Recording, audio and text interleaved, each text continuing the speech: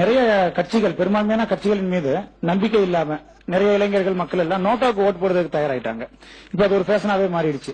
இப்ப நோட்டாவுக்கு ஒரு தொகுதியில அதிகப்படியான வாக்குகள் விழுந்துச்சு அப்படின்னா அதற்கு தீர்வு என்ன அப்படின்றது இன்னும் முழுமையா சொல்லப்படாமலே இருக்குது. இதுக்கு முன்னாடி ஒரு வாட்ஸ்அப்ல ஒரு மெசேஜ் பரவிச்சு. என்னன்னா, நோட்டாவுக்கு அதிக வாக்குகள் வாங்கியாச்சுன்னா அந்த தொகுதியில தேர்தல் நடந்தது செல்லாது, மீண்டும் தேர்தல் நடக்கும் அப்படின்ற மாதிரி ஒரு செய்தி பரவிச்சு. அது உண்மையா? நோட்டாவை அதிக ஓட்டு இருந்தா என்ன ஆகும்? இல்ல, நோட்டால வாக்கு பதிவானது இப்ப கணக்குல வராது. மீதி எல்லாரும் வாக்குல யார் அதிகமா வாக்கு வாங்கியிருக்காங்க அவங்க தான் ஜெயிக்கும். அதனால அது ரீஎலெக்ஷன்ல சரியில்லை. இப்ப இருக்க சட்டப்படி இது மாதிரிதான் இருக்கு. இல்ல, அப்ப நோட்டாவுக்கு வாக்களித்ததற்கு பலனே இல்ல அப்படின்னு சொல்ல வரீங்களா? உங்களுக்கு இன்னொரு ஆப்ஷன் இருக்கு. அந்த ஓட்டு வேஸ்ட், நோட்டாவுக்கு அளிக்கிறது வேஸ்ட் அப்படின்னு சொல்றீங்க இல்லீங்களா?